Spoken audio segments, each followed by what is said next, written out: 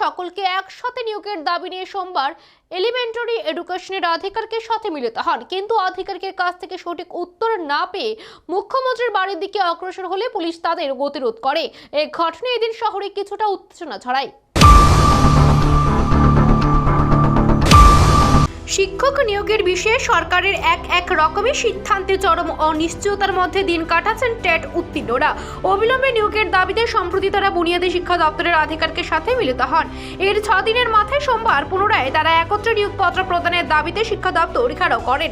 এই কর্মসূচি প্রসঙ্গে এক টেট উত্তীর্ণ জানান, শিক্ষা দপ্তরে যতগুলি শূন্যপদ রয়েছে টেট উত্তীর্ণের সংখ্যা এর অর্ধেক নয়, তাই তারা একসাথে নিয়োগের দাবিতে এদিন বুনিয়াদী শিক্ষা দপ্তরের আধিকারিকের সাথে দেখা করতে এসেছেন।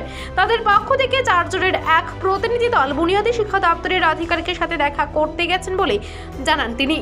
আসার কারণ একটাই যে গতদিন স্যার আমাদেরকে উত্তর দিয়েছিলেন যে আমাদের কিছু সংখ্যক জানুয়ারি কিংবা ফেব্রুয়ারি মাসের মধ্যে ওনারা চিন্তা করছেন নিয়োগ দেওয়ার জন্য। আমাদের প্রার্থনা, আমরা এটা নিয়ে এখানে এসেছি যেন কিছু সংখ্যক নিয়োগ না দিয়ে আমাদের একত্রে যেন নিয়োগ করা হয়, কারণ যে শূন্যপদ আছে তার অর্ধেক শতাংশও আমরা নই যারা আমরা টেট কোয়ালিফাই করেছি। তাই আমাদের এই প্রার্থনা নিয়েই আমরা এসেছিলাম এখানে, যেন আমাদের সকল টেট কোয়ালিফাইডদের একত্রে নিয়োগ করা হয়। এদিন বুনিয়াদী শিক্ষা দপ্তরের আধিকারিকের সাথে কথাবার্তায় কার্যত হতাশ হয়ে পড়েন টেট উত্তীর্ণ বেকার যুবক যুবতীরা।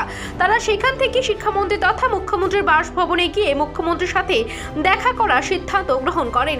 এই প্রসঙ্গে টেট উত্তীর্ণ এক বেকার যুবক জানান, গত 23 ডিসেম্বর বুনিয়াদী শিক্ষা দপ্তরের আধিকারিকের সঙ্গে তাদের যে কথোপকথন হয় তার কোনো সঠিক উত্তর পাওয়া যায়নি। তাই আজ তারা আবার আধিকারিকের সাথে দেখা করতে এসেছিলেন। আধিকারিকের সাথে দেখা করেনও তারা, কিন্তু আধিকারিক যে কথা জানান তা চূড়ান্ত হতাশাজনক। তিনি বলেন, বুনিয়াদী শিক্ষা দপ্তরের আধিকারিক আজ তাদের জানিয়েছেন টিআরবিটি থেকে এখনো পর্যন্ত টেট উত্তীর্ণদের তালিকায় তিনি পাননি।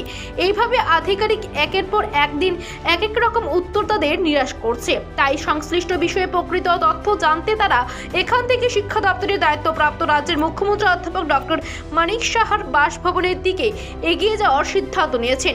সেখানে তারা সংশ্লিষ্ট বিষয় নিয়ে মুখ্যমন্ত্রীর কাছ থেকে বিস্তারিত জানাবেন। তিনি আরও জানান, এখনো পর্যন্ত মুখ্যমন্ত্রীর সাথে দেখা করার জন্য 3 বার চিঠি দেওয়া হয়েছে, কিন্তু এর কোনো উত্তর পাওয়া যায়নি। তো আজকের যে প্রতি উত্তর পেলাম সেটা তার থেকে বড় নিরাশাজনক, তার থেকে বড় হতাশাজনক।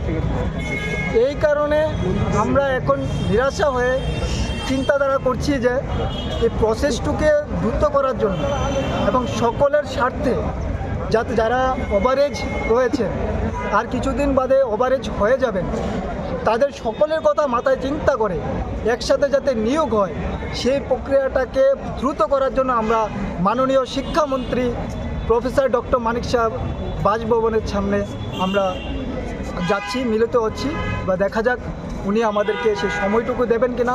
আমরা 3 বার অ্যাপয়েন্টমেন্টের জন্য জমা দিয়েছি, অ্যাপয়েন্টমেন্টের এখনও কোনো সদুত্তর আমরা পাইনি। তো আজকে আমরা যারা নিরাশা হয়ে আমরা ক্যান্ডিডেটরা আছি, আমরা সবাই মিলিত হয়ে শিক্ষামন্ত্রী তথা প্রফেসর ডক্টর মানিক শাহ স্যারের বাসভবনের সামনে এগিয়ে যাচ্ছি। ধন্যবাদ। এদিন টেট উত্তীর্ণ বেকার যুবক যুবতীরা শিক্ষা ভবন থেকে মিছিল করে মুখ্যমন্ত্রীর বাসভবনের দিকে এগিয়ে যেতে থাকেন। তখন পুলিশ তাদের গতিরোধ করে। এই নিয়ে এদিন রাজধানীর অফিস লেন এলাকায় তীব্র উত্তেজনা সৃষ্টি হয়। Bureau report, Asian Times.